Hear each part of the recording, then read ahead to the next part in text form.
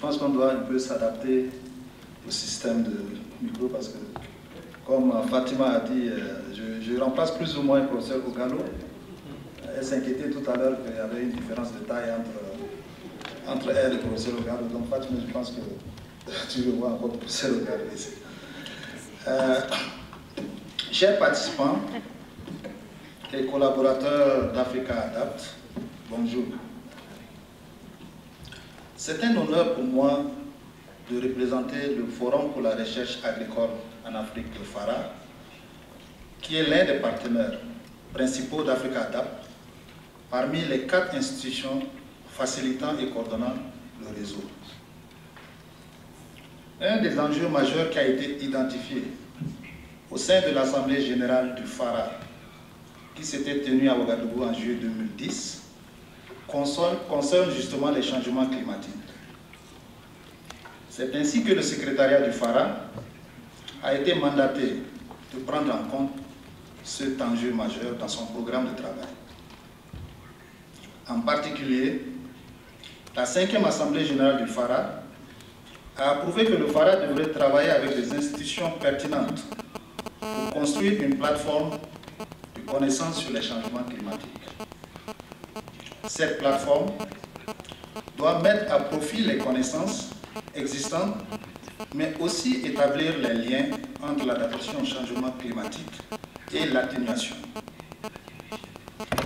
Globalement, comme il a été indiqué au Cancun, les changements climatiques sont une réalité qui est vécue par le monde entier. La question majeure qui se pose est relative aux mesures d'adaptation à ces changements climatiques. Il faut noter également que l'atténuation est une question critique. Ces 2 concepts sur l'adaptation et la mitigation devraient aider à la formulation des stratégies nationales pour faire face au changement climatique et ainsi minimiser les impacts sur le développement en Afrique. Ainsi, le FARA voit dans le réseau Africa Adapt une plateforme de connaissances sur les changements climatiques à fort potentiel. Le compte rendu de suivi et évaluation sur le réseau a montré que les liens entre le réseautage social et le partage des connaissances qui se trouvent au cœur des théories d'adaptation au changement climatique sont des éléments majeurs pour la conception et la mise en place de ce réseau. Ce symposium a été organisé pour mettre en valeur des études de cas importantes qui se concentrent sur 5 thèmes principaux où la recherche sur le climat, la politique et la pratique sont liées pour répondre au développement africain. En particulier, 5 thèmes ont été identifiés et plusieurs articles ont été soumis en accord avec ces thèmes. Ces thèmes sont les suivants. Le premier, c'est la politique nationale et internationale, relier la politique et la pratique. Le second, les liens entre les stratégies d'adaptation, d'atténuation et faible émission de carbone, un développement compatible au changement climatique. Le troisième, le rôle des médias et des intermédiaires dans la traduction, le partage des connaissances et le plaidoyer. Le quatrième, le rôle des savoirs locaux et indigènes dans l'enjeu au changement climatique.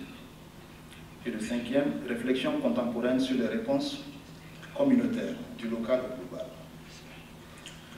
Le nombre important des articles reçus est un bon indicateur qui prouve que les parties intéressées par le secteur agricole donnent de la valeur à notre réseau. Nous sommes fiers et honorés d'avoir reçu plus de 400 articles. Ces articles ont été évalués sur la base des critères de pertinence, qualité et innovation. Un intérêt particulier a été donné aux articles se focalisant sur les groupes marginalisés.